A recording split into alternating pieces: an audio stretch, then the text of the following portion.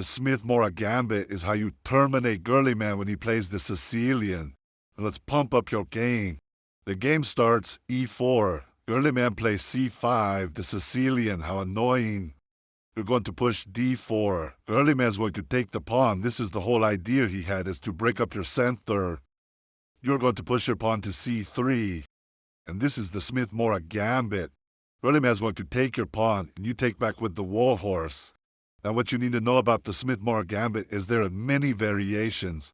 There's one that's very low elo. He brings out skinny donkey, pushes a pawn, you push a pawn, take. You end up with the queen in the short run, I guess you could say.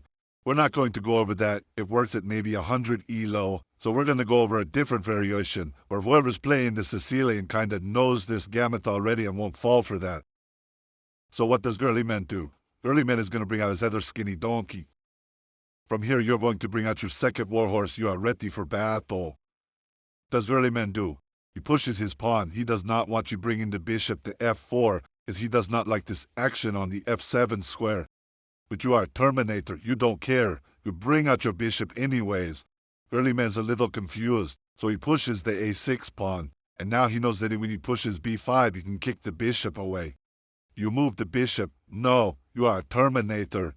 You just castle the king. Now Girly Man does push the b5, and you do bring the bishop back, but you got plans for Girly Man. And what does he do?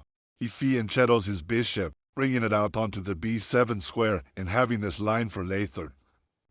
But you don't care. You jump in your warhorse. Now Girly Man can take, or he cannot take. First we'll go over what happens when Girly Man takes, and then we'll show another option after that. If Girly Man takes, it is just game over. You're going to take back. And now you are threatening check here on the e1 square with the rook. Plus you are threatening skinny donkey.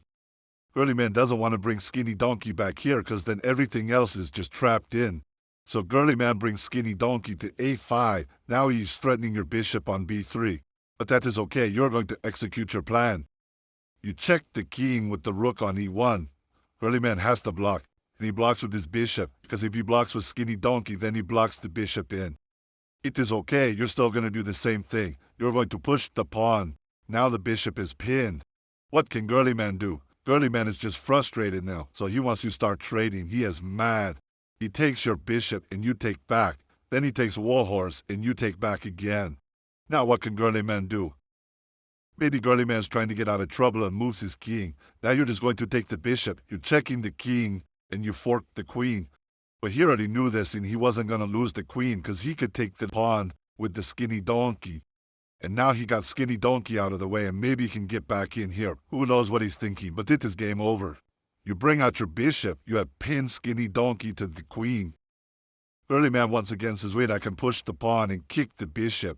So he pushes the pawn. I don't think so, Girly Man. You sack the bishop. He takes the bishop and you check the Girly King. Girly King can move here, but then you take the rook for free. So Girly King moves here thinking he could protect the rook. Big mistake, Girly Man. He moves and you take the skinny donkey with your rook. Now Girly Man has to take with his queen, or that is a checkmate on the king. And when he takes the rook with the queen, you take the queen, and Girly Man cries and resigns. But what if Girly Man doesn't fall for that and doesn't take the warhorse, but instead plays another move?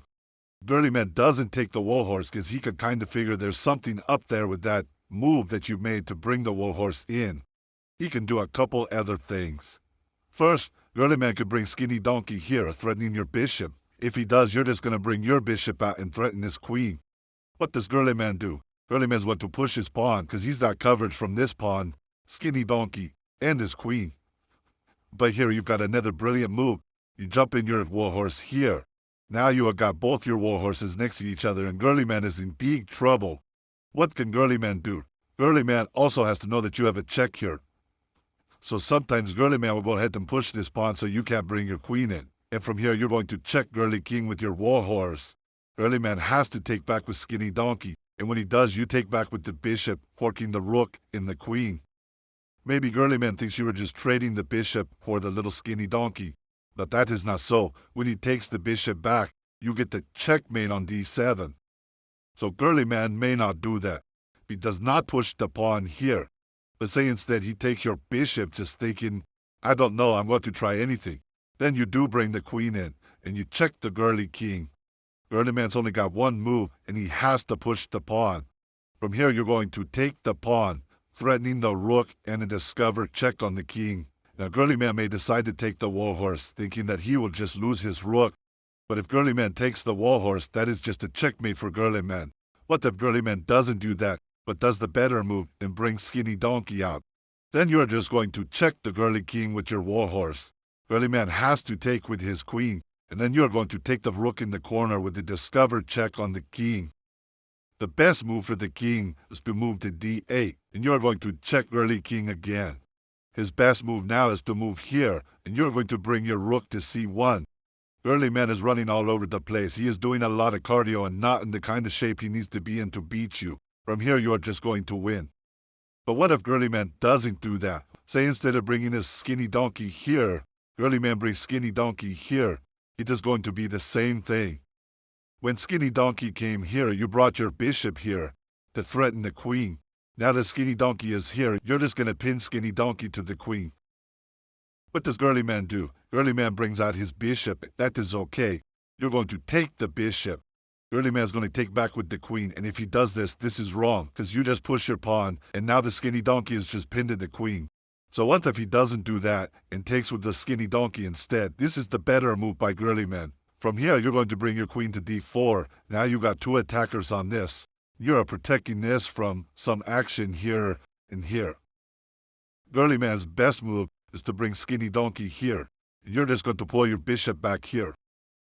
Now what does girly man do? He definitely wants this bishop out of here, so he pushes the pawn.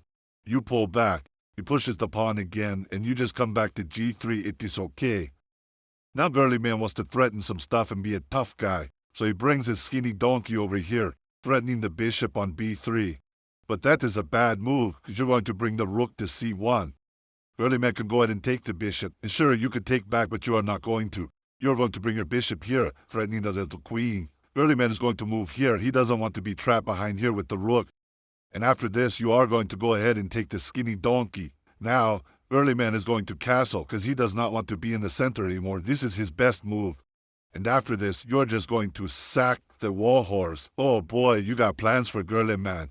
He takes the warhorse, and you take his pawn, and he is in check. Girly king has to move, and when he moves, that is his best move into the corner. You bring on your bishop, pinning skinny donkey to the king, and oh look who's in trouble, the queen.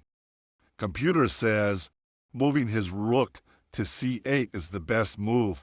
I don't know. Anyways, you're going to check girly king with your bishop, and now you have got the queen and the king. Girly man has to take back with his queen, and when you take back with your queen, girly king is in check, and it is pretty much game over. Again, there are many variations to the Smith-Morra Gambit. This is just one, and I'm going to do many parts on the Smith-Morra. But study this line, as it is very deadly, and it'll terminate girly man quickly. Be sure to follow, like, and leave me a comment. I'll be back.